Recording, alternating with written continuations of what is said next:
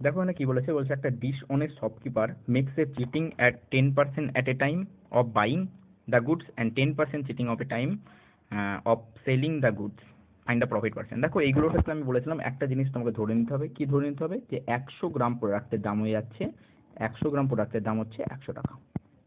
100 গ্রাম প্রোডাক্টের দাম কত টাকা? 100 টাকা।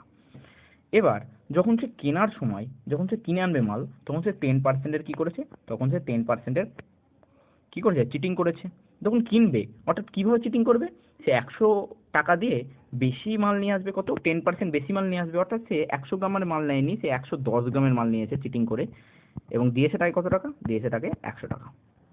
এবং তো যখন সে বিক্রি করবে তখন বলছে 10%-এর সে চিটিং করেছে, যখন বিক্রি করবে তখন কীভাবে চিটিং করবে, সে এবার 10% মাল কম দিয়ে বিক্রি করবে যাতে সে 10% প্রফিট করতে পারে, অর্থাৎ সে 100 গ্রামের বদলে সে 90 গ্রামের প্রোডাক্ট কী করেছে, বিক্রি করেছে সেই 100 টাকাতেই।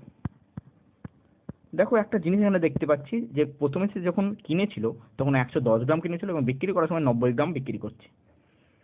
তাহলে ভাই যা কিনবে তাই তো বিক্রি করবে, তাহলে এই পার্ট দুটোকে আমাকে সমান করতে হবে। সমান করতে গেলে এটাকে 9 দিয়ে গুণ করবো, এটাকে 11 দিয়ে গুণ করে, দেখো দুটোই 990 হয়ে যাচ্ছে, তাহলে এই দিকেও 9 দিয়ে এই দিকেও 11 দিয়ে গুণ করতে হবে। তাহলে এটা কত হয়ে যাচ্ছে, এটা হয়ে যাচ্ছে 900 টাকা, এবং এটা হয়ে যাচ্ছে আমাদের 1100 টাকা। তাহলে 900 টাকার জিনিস আমি 1100 টাকায় বিক্রি করছি, আমি 200 টাকার কি করেছি, প্রফিট করে দিয়েছি। 200 টাকার প্রফিট কতর মধ্যে, 200 টাকার প্রফিট হচ্ছে আমাদের 900-র মধ্যে ইন্টু 100%।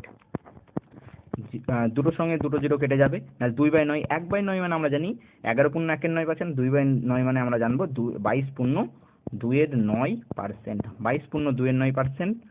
অপশন নাম্বার সি হবে একেবারে সঠিক উত্তর।